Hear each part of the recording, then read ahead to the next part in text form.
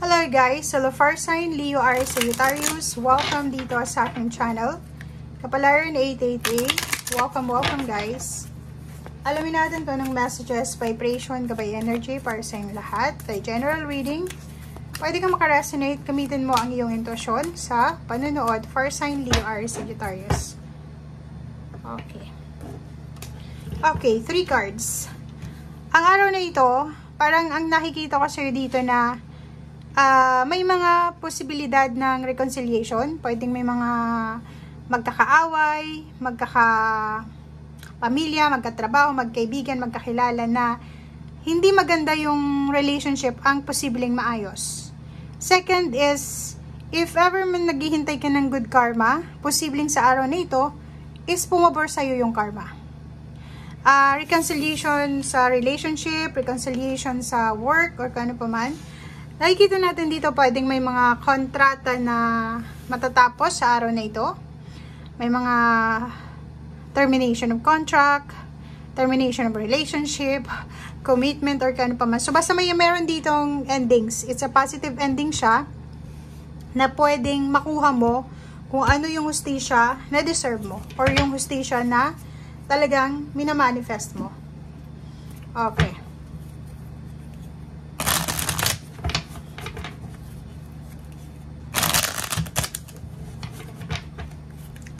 Meron din sa inyo dito na posibleng contract signing. So, marami sigurong kailangan na kontrata na pipirmahan.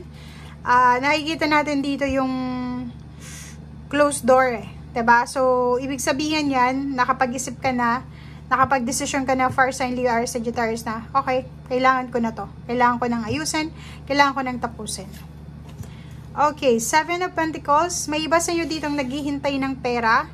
It's either naghihintay kayo sa araw na ito ng sweldo, naghihintay kayo ng confirmation, or ano ba yan? Authentication, documents, kung ano man to, na lump sum na to na pera, or certain amount ng money na nandito. Okay? Okay, next is, so, meron din sa inyo dito, Fire Sign, Leo, Aries, Sagittarius, na starting today, parang naghahanap ka ng trabaho. Pwedeng nagtatanong-tanong ka kung saan ka pwedeng makahanap ng trabaho, or pwedeng nagtatanong-tanong ka kung saan ka pwedeng makautang ng pera. Kasi, financially, nakikita natin dito, medyo tagilid. Pero, yung iba naman sa inyo dito is nagtatanong kung saan pwedeng matuto ng isang skills. Like, pwedeng nagtatanong ka sa gobyerno, sa government agencies kung may mga libre silang trainings, pa-seminar, para maidagdagan yung skills mo. Okay, page of... So, ang focus mo sa araw na ito is future. Future. Nagpaplano ka para sa iyong future. Nakikita ko sir dito na posibleng sa araw na ito, makatanggap ka ng tulong financial, pwedeng may mag-share sa'yo ng pera or blessings or paano pa man, or pwedeng ikaw to na magbibigay ng blessings sa ibang tao. Merong okasyon, it's either family events to, celebration, birthday celebration, wedding anniversaries, or kung ano man to na stability sa foundation mo. Okay? Or pwedeng nakikita mo yung sarili mo, pwede ngayon mismo sa araw na ito, medyo positive yung aura mo eh. Sobrang positive yung aura mo sa araw na ito na parang nagpa-fantasize ka na doon sa future mo. Na parang feeling mo sa susunod na 6 months or 4 months, posibleng may isi-celebrate kang celebration. So, it's a confirmation na talaga. Pwedeng makakatanggap ka ng regalo or kung ano pa man. Okay, so nakikita ko sir dito na ang dami-dami mong options. Marami kang options na pinagpipilian regarding sa decision making, but make sure daw na ano man itong pinagpipilian mo ay kailangan mong i-secure na nasa tamang direction ka. 'Di ba? Hindi naman yung inaabuso ka or hindi naman yung ikaw yung lamang or ikaw yung nilalamangan. Dapat fair lang kasi nandito yung justice. Okay, pera. So, meron din sa inyo dito, Fire Sign, Leo, Aries, Sagittarius, na magsisimula sa araw nito ng bagong trabaho. So, pwedeng nakahanap ka ng bagong trabaho. So, pwedeng ito na yung first day ng work mo. or posibleng kung ano man tong papasukin mong trabaho, kung ano man tong gateway ng financial na magbubukas para sa'yo, malaking halagang pera ang kapalit nito. So, malaki yung sweldo mo. Parang ganun. Okay. Nakikita ko sa'yo dito na sobra kang busy. Multitasking. Nagpapakitang gilas. Or kailangan mong magpakitang gilas kasi bago ka sa trabaho. Or siguro, kailangan mong mag-double time. Kasi, nangihinayang ka sa oras eh. Parang iniisip mo na, sayang yung oras kung hindi ako magdo-double time. Okay?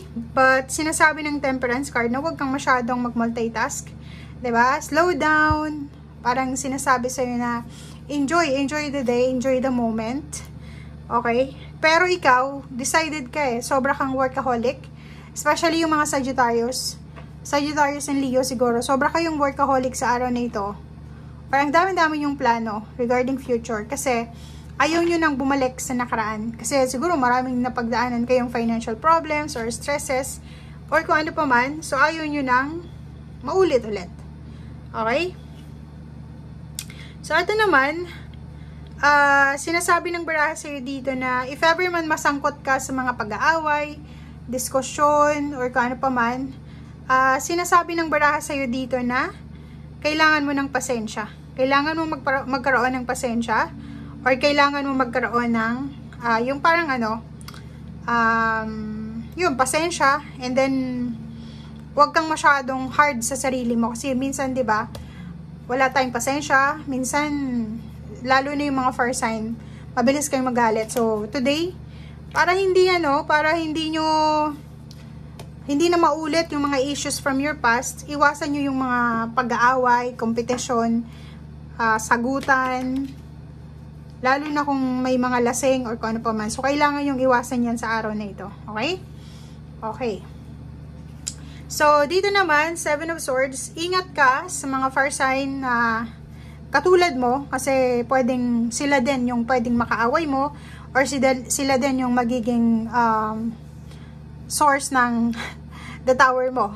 Ingat ka rin sa Gemini, lalo na kung ikaw ay parent, anak ka, tapos may Gemini kang anak, posibleng yung Gemini na tong anak mo ay pwedeng makaaway mo, sagot-sagutin ka, and yun, makakaramdam ka na parang masasaktan ka, lalo na kung etong anak mo ito is inispoil mo siya, or kung ano pa man. Basta makakaramdam ka sa kanya ng sobra-sobrang pain. Okay? Meron din na, for example, may mga relationship na trinader ka na, binackstab ka na, niloko ka na, niscam ka na, tapos makikipag-reconcile ka sa araw na ito. Okay? So, yan guys ang sinasabi ng baraha. Maraming salamat and see you again. Bye!